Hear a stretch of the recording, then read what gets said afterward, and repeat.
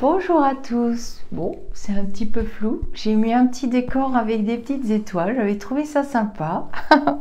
J'espère que ça va bien pour tout le monde, la communauté d'au-delà du spirituel. Alors, je viens avec vous pour lire un joli extrait de La thérapie du bonheur rose qui m'a été offert par Lucie. Écrit par le docteur Étienne Jalanque. J'avais commencé, j'avais lu les avantages du groupe. Là, j'ai choisi de vous lire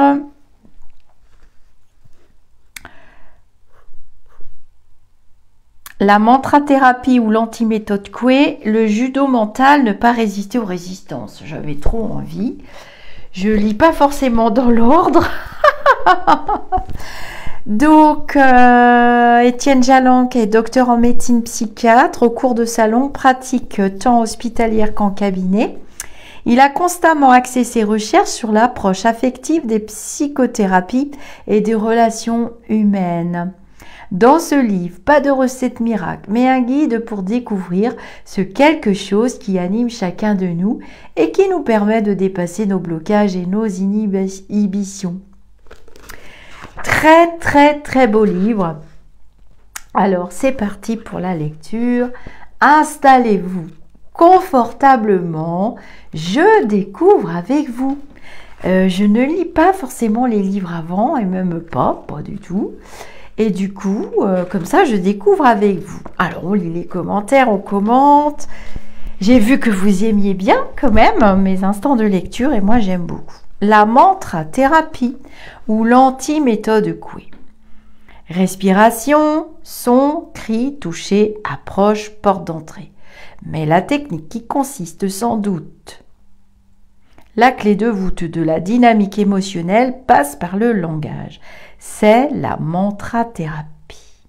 Le mantra est un mot sanskrit désignant une formule sacrée qui est pour les hindous un moyen d'évoquer et d'invoquer le divin en vue d'une protection et d'une concentration. En quelques mots, ce que je nomme mantra-thérapie consiste à faire répéter par le patient un énoncé, une phrase de son discours que le thérapeute a perçu comme un élément signe ou témoin d'un ensemble d'affects coincés ou refoulés.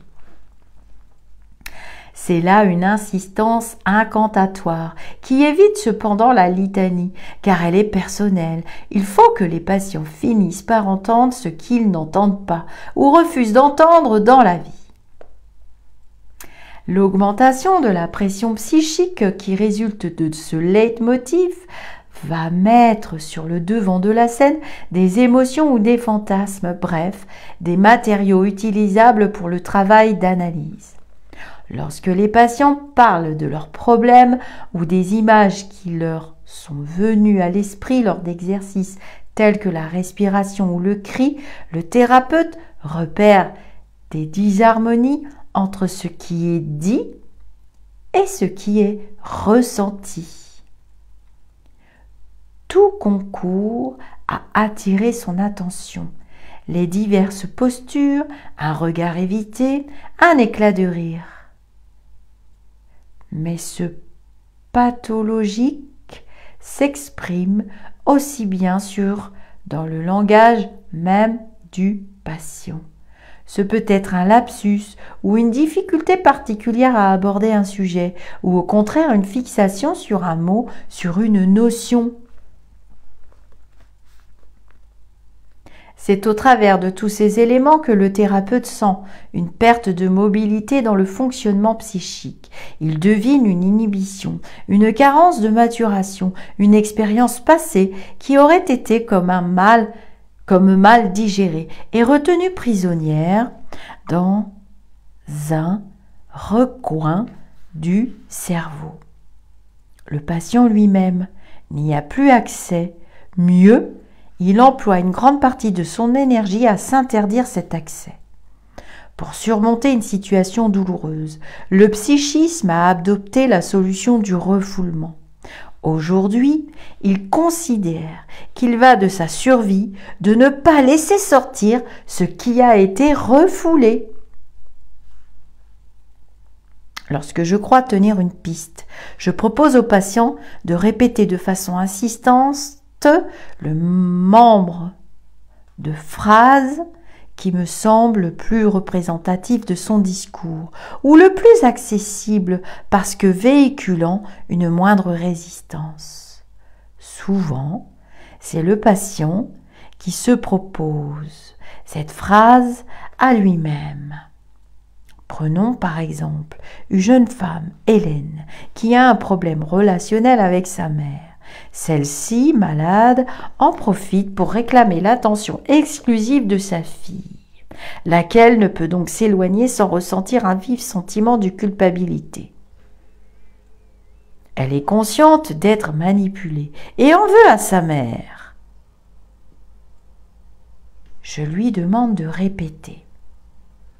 Elle en profite, ça me dégoûte. Hélène va malaxer cette patte langagière à la façon d'une comptine. Elle joue avec ses propres mots et avec les différentes modulations affectives qu'elle leur associe.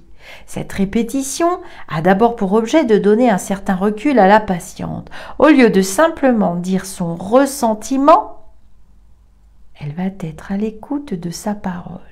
Spectatrice de son propre énoncé, elle retrouve la mobilité psychique dont la névrose l'a privée. Si la patiente répète mécaniquement la phrase clé sans que celle-ci éveille le moindre écho en elle, c'est que le thérapeute s'est trompé de direction. À moins qu'il n'ait sous-estimé la résistance psychique. Il devra alors tenter une autre approche, plus détournée. Mais s'il a vu juste, s'il est au même niveau que Hélène, il va y avoir un écho. L'énoncé va entrer en résonance avec la problématique de la patiente. De mécanique, la répétition devient fervente. Par le biais de la parole, on parvient alors à une activation, à une dynamisation du symptôme névrotique qui va prendre sens à l'instar de la mayonnaise qui prend à un moment donné. Tu en profites, maman. Ça me dégoûte. Sur mon conseil, Hélène s'adresse directement à sa mère. Il faut qu'un reproche soit adressé à la personne à qui il est destiné. Sinon, il ne pourra jamais être oublié. On assiste à un crescendo émotionnel. Hélène crie, trépigne, martèle du poing les matelas en même temps qu'elle martèle ses mots. D'elle-même, elle modifie encore sa phrase, dévoilant un nouveau progrès. C'est toi qui me dégoûte, c'est toi qui me dégoûte. Étape essentielle, où la patiente parvient à relier les deux éléments de son discours. Au départ, son sentiment se masque derrière un « ça » indifférencié.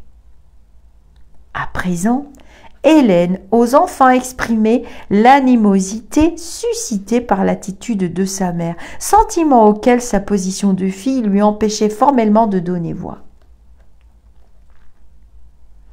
En suspens, sans adresse, le dégoût ressenti devenait dégoût de soi.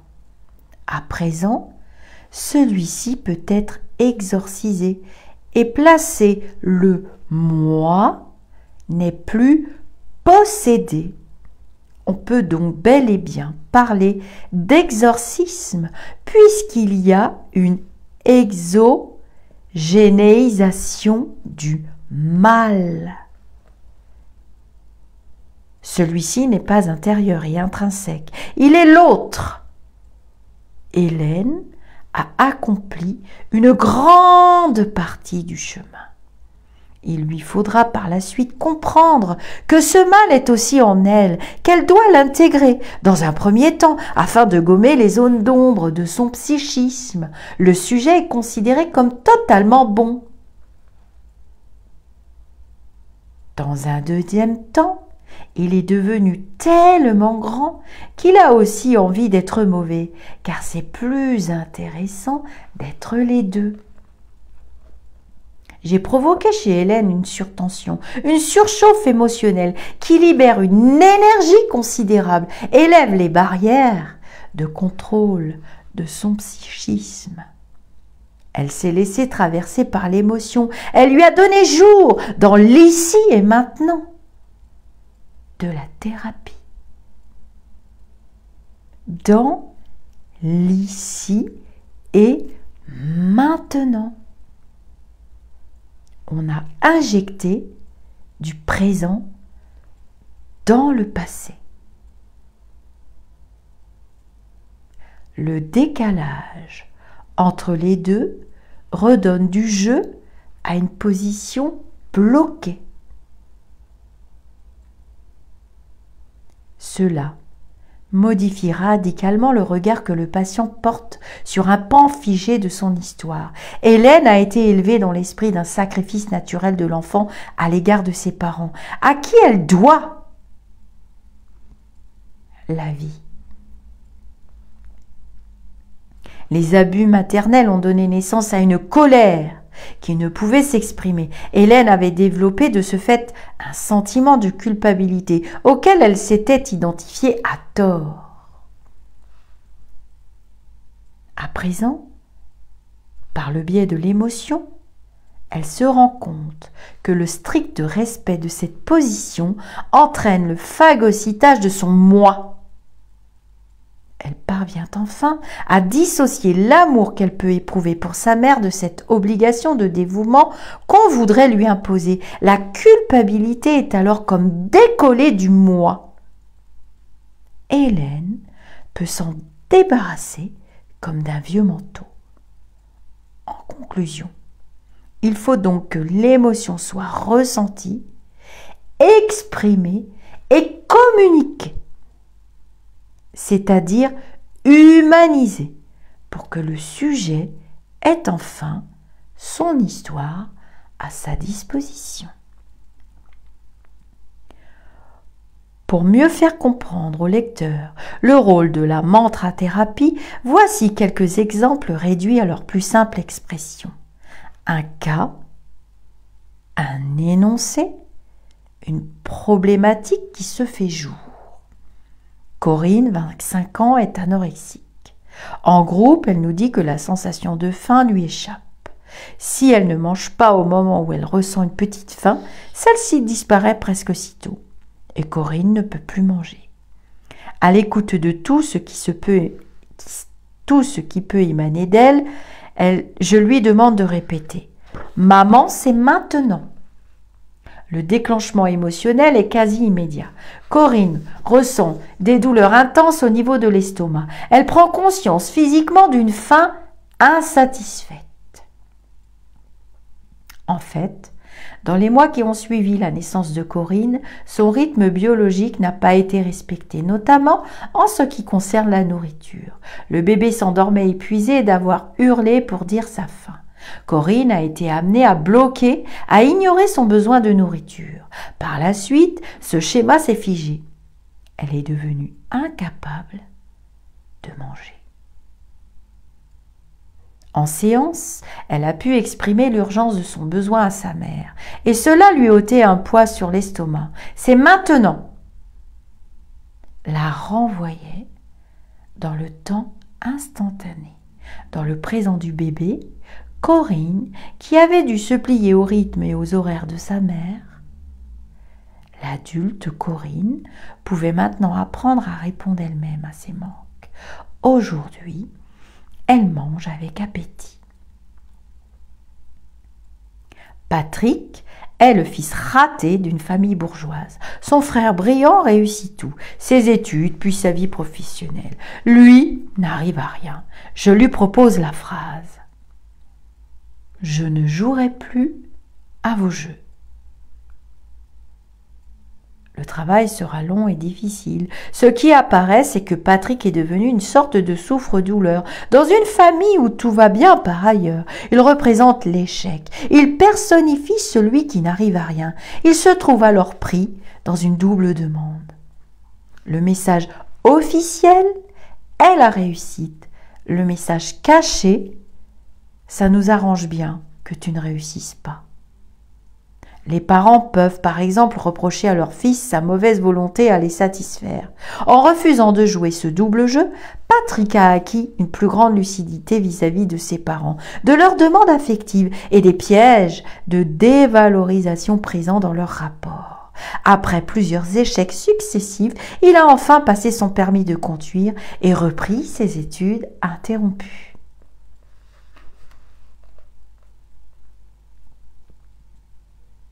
Pascal est un grand schizophrène.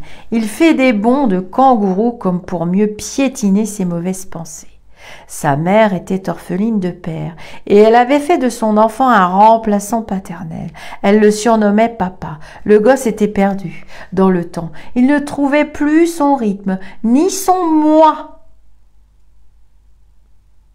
Je lui propose de dire à lui-même « Pascal, je voudrais t'aimer, t'accepter, te respecter. » Ce que sa mère aurait dû pouvoir lui dire.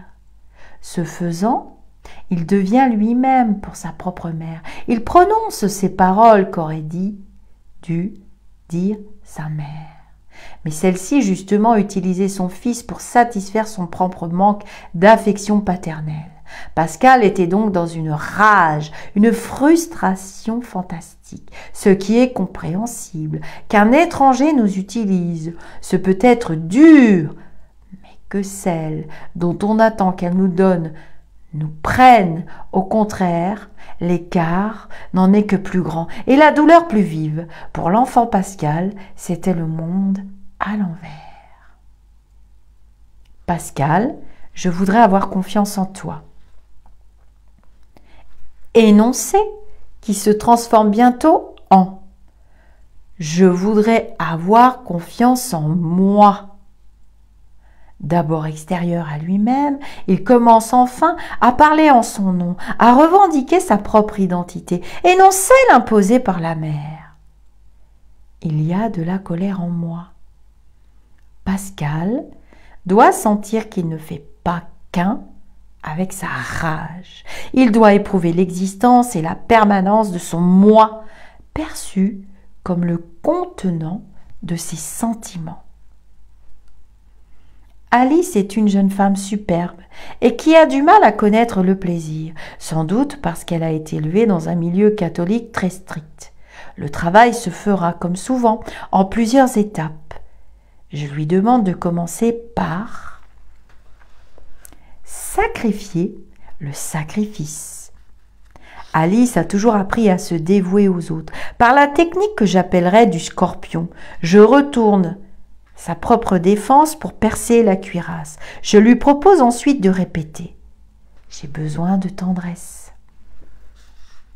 Alice doit affirmer son besoin. Elle faisait une confusion entre tendresse et sexualité. Elle en arrivait alors à avoir des relations sexuelles pour obtenir cette tendresse, ce qui n'est pas une base saine pour une sexualité épanouie. Je lui demande enfin de travailler. « Papa, j'ai besoin de sentir que tu m'aimes. » Son père l'aimait. Mais comme il ne le lui montrait pas, Alice en avait déduit qu'il n'avait pas d'affection pour elle. Je note aussi l'importance de la communication entre les êtres, ce qui nous ramène à mes positions de base. Il ne suffit pas que l'émotion ou le sentiment existent. Il faut les manifester. D'après toutes les religions, le divin a créé le monde par le verbe. La parole permet la manifestation. Il faut que ce soit dit pour que ce soit vraiment. Toujours concernant la mantra-thérapie, voici livré pêle-mêle quelques exemples supplémentaires de phrases que j'utilise dans mes groupes. Je ne suis pas magicien et je dois souvent tâtonner avant de trouver celle qui opérera le déclic dans l'esprit du patient. Quelle est la peur du patient? Quel est son désir? Que veut-il éviter? Je décode la petite musique émise par le patient et qui ne peut entendre. De longues années d'expérience ont certainement affiné mon intuition en même temps qu'elles m'ont permis de reconnaître quelques schémas directeurs dans le fond comme dans la forme. Grosso modo, disons que les gens qui peuvent être sensibles à plusieurs types d'arguments, éthiques, esthétiques, morales ou logiques, je dois adapter mon approche au tempérament du patient. À une patiente que son appétit sexuel culpabilise, je peux demander de répéter, c'est bien d'avoir envie. Ou mon désir est beau. Ou enfin j'ai besoin, donc je dois le satisfaire. Dans la liste qui suit, j'ai choisi volontairement les formules qui ont quelques chances d'éveiller un écho chez le lecteur, à quelques nuances d'adaptation près. Elles correspondent à des comportements, à des habitudes de fonctionnement dont nous sommes tous plus ou moins victimes. La plupart d'entre elles que j'utilise en séance ont un aspect provocateur ou paradoxal, déroutant ou bien encore humoristique, car il s'agit évidemment de susciter un malaise ou une réaction quelconque chez le patient afin de chatouiller ses résistances. La mantrathérapie est à l'opposé d'une litanie mécanique. Il faut au contraire injecter de l'affectif, même douloureux. Ces aphorismes doivent mener le patient là où il ne veut pas aller. Ils doivent bouleverser ses conceptions, l'obligeant à une remise en cause radicale, puis à un réajustement dans une construction plus harmonieuse. Au fond, c'est l'anti-méthode Coué. Celle-ci dit « j'ai chaud » pour ne pas sentir le froid. Mais je fais répéter « j'ai froid » jusqu'à ce que le patient sente d'où vient cette sensation. La mantrathérapie ne signifie pas qu'à mes yeux, la vérité intérieure d'un être pourrait se résumer à une seule phrase. Celle-ci naît. Mais c'est déjà beaucoup qu'un révélateur et un détonateur de ces blocages. En groupe, au fil des séances, au fil des mois, le patient la transforme et la complète, puis travaille sur d'autres énoncés, comme autant de nouvelles étapes sur le chemin de son réaménagement psychique. Dans la pratique, les énoncés peuvent être plus pointus que ceux qui suivent et s'adresser spécifiquement aux problèmes d'un patient. Mais la démarche reste la même. Par exemple, je n'ai pas à satisfaire tout le monde. Je te quitte pour rester avec moi.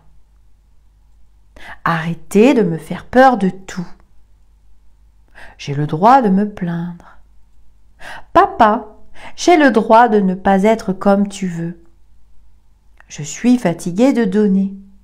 Ce n'est pas parce que je peux que je dois. Ce n'est pas parce que je t'aime que je dois. Ce n'est pas parce que tu m'aimes que je dois. C'est triste. Je n'arrive pas à avoir de la peine.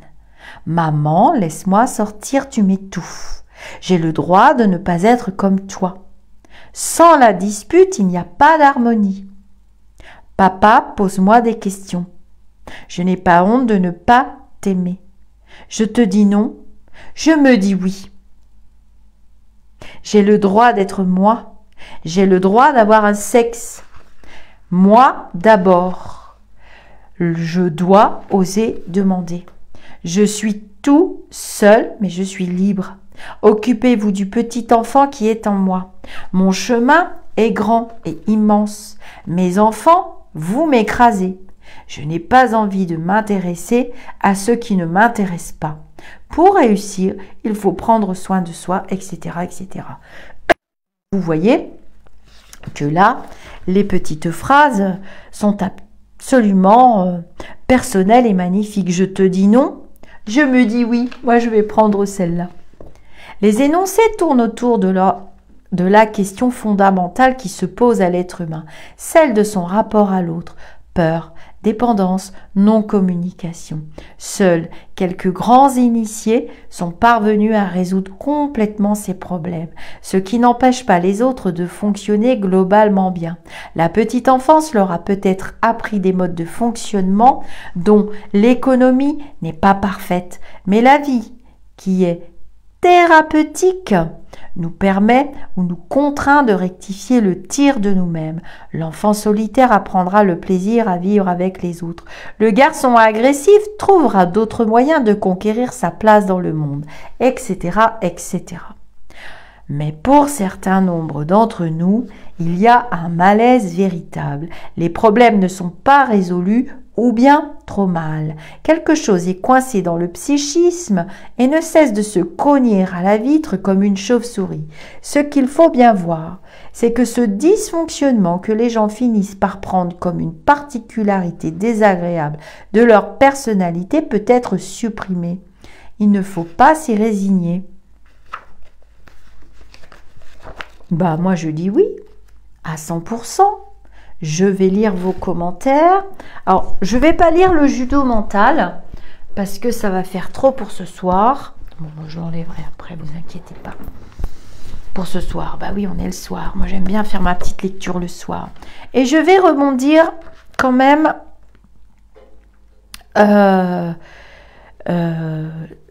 sur ces petites phrases que l'on retrouve dans le livre de Jacques Martel, justement. Bah, ça me permet de faire un petit aparté. Donc, la mantra-thérapie. Donc, répétez. On parle beaucoup sur cette chaîne des affirmations positives. Alors, les affirmations positives sont des ancrages dans l'instant présent. Donc, quand on va pas bien, surtout, il faut pas trop se projeter dans le futur parce que on construit son futur, on se construit soi-même dans le présent. Il est très important d'être ancré, surtout en ce moment. Là, on est bousculé avec toutes les annonces, le coco, le truc, le machin, le bidule, le travail, la nanana. Ancrez-vous dans le présent. Einstein a dit lui-même, la plus grande folie, c'est de répéter toujours la même action et d'en attendre un résultat différent. Donc déjà, s'ancrer dans le présent, quand on va pas très bien, qu'on a des phobies, qu'on a toujours un peu les mêmes problèmes, la même problématique, on se projette pas trop loin dans le futur. On se construit dans le présent. Et justement, dans le grand dictionnaire des mots et des maladies, Monsieur Jacques Martel avait compris ce système. Et c'est pour ça que, par exemple, quand on prend une maladie, le dos, par exemple le dos, je vous ferai la vidéo sur le dos justement, c'est assez long, eh bien, on récite, hein, j'accepte d'écouter mon intérieur, de garder mon esprit ouvert et mieux, on l'écrit cette petite phrase, on la met dans sa poche et on se la travaille. Hein, d'écouter mon intérieur, de garder mon esprit ouvert, d'amener plus de calme dans ma vie afin de diminuer mon activité cérébrale, me permettant ainsi de voir la réalité sous un nouveau jour avec plus de confiance. Je prends ma vie en main et j'accepte. On parle aussi du pouvoir de l'acceptation, de me voir dans chacune des facettes de ma personnalité. Je reprends mon pouvoir et je réalise de grandes choses pour moi. Bon, c'est un des petits mantras qu'il y a de ces phrases magnifiques dans ce très beau livre, le grand dictionnaire des mots et maladies. Il y a toutes sortes de phrases, il y a des phrases pour les fibromes. J'accepte d'apprendre à prendre soin de moi, me donner la douceur dont j'ai tant besoin. Je laisse vivre l'enfant qui m'habite et qui a trop grandi. Je n'ai plus à être une super femme ou super homme. Je n'ai qu'à être moi. J'ai le droit d'être heureux, de vivre dans la joie. Je laisse s'exprimer ma créativité à travers le jeu, les arts, les sports, blablabla. Donc, vous voyez là, on parle aussi de la méthode Coué qui n'est pas efficace parce que quand je parle des affirmations positives, c'est pas répéter bêtement. Non, c'est pas répéter bêtement, je vais bien, je le vaux bien, blablabla. C'est vraiment profond. C'est vraiment à l'intérieur de soi. Quand on pratique la gratitude, qui est l'inverse de l'ingratitude, on ne dit pas gratitude comme ça parce que c'est à la mode, ça fait chic, tout va bien. Quand on dit namasté, on dit namasté. Quand on dit merci, merci, les mots sont importants. C'est pas pour rien qu'on a la parole. Et les mots ont une vibration. Et les mots résonnent puissamment dans le corps émotionnel. Le corps émotionnel qui fait partie de vos corps éthériques et dans lequel s'incrustent toutes les émotions, alors évidemment plus les émotions négatives que les autres, et elles peuvent se cristalliser dans le corps émotionnel, d'où l'intervention de la puissance des mots et des mantras. De même, quand on récite une prière est immuable. On ne doit pas oublier un mot, on ne doit pas changer un mot, on ne doit pas changer la fin de la prière. Ne serait-ce que quand vous faites une prière ou une demande, « Oh là là, j'espère que ça va réussir tout ça », vous le faites avec vos chakras. Chakra du cœur, chakra solaire, vous espérez, vous priez, vous demandez, vous implorez. C'est la puissance verbale, la puissance des mots. Et cette puissance, quand vous récitez vos mantras, elle doit être ancrée dans le présent, elle doit être profonde et elle doit être, ces petits mantras doivent être évoqués dans l'instant présent et régulièrement. Et on voit au fil du temps que la charge émotionnelle s'apaise. Il ne s'agit pas de ne pas affronter sa souffrance, elle va vous poursuivre. Vous êtes là dans les apprentissages, nous sommes tous là pour apprendre et pour comprendre et pour devenir nous-mêmes. Pas pour être comme tout le monde, pas parce que c'est à la mode, pas parce que on va se sentir bien quand on va se dissoudre dans la foule et qu'on va s'habiller comme tout le monde et qu'on va faire tout le monde. Vous n'êtes pas tout le monde. Je ne suis pas vous, vous n'êtes pas moi, vous n'êtes pas tout le monde. On a tous des besoins très différents. Bon, évidemment, on a des besoins qu'on appelle fondamentaux. Nous, les soignants, nous savons ça. Mais nous avons aussi des besoins spirituels et des besoins en nous-mêmes. Et je suis très heureuse des besoins en nous-mêmes profonds et des blocages et des clés à trouver. Alors, c'est vrai que j'apprécie particulièrement ce passage parce que ça fait longtemps que j'en parle. Des mantras, des paroles que l'on dit. C'est vrai qu'il faut faire attention à ce qu'on dit, cependant on ne peut pas toujours se taire non plus, c'est pas possible. Alors voilà, on va se dire namasté et puis on va vraiment faire de belles lectures avec ce livre. Hein. Et vous voyez que là, c'est quand même un psychiatre qui a écrit ce livre, de même que le livre de l'abécédaire de la sagesse avec Christophe André qui est psychiatre. Hein. La société devient folle, les gens sont malades dans leur tête, c'est le parent pauvre et quand on n'est pas bien dans son moi, quand on n'est pas bien dans son corps émotionnel et que ça disjoncte et ça dysfonctionne, qu'on finit par tomber malade des nerfs, on appelle ça comme ça dans l'ancien temps, malade dans la tête, ça tombe dans le corps physique, c'est inévitable. Et là, dans cette société du tout paraître, du tout tout de suite, du tout maintenant, du j'attends pas, de cette consommation, on n'a plus la saveur des choses. On perd la saveur des relations, on perd la saveur du présent, on perd la saveur du précieux, on perd la saveur du partage, on perd nos valeurs, on perd notre nous. On perd notre nous. D'ailleurs, Monsieur Martel a fait un très beau chapitre sur le genou, les genoux. Je crois que je vous ai fait la vidéo sur le genou, la relation du je et du nous. Et où suis-je là-dedans dans cette relation? Et voilà.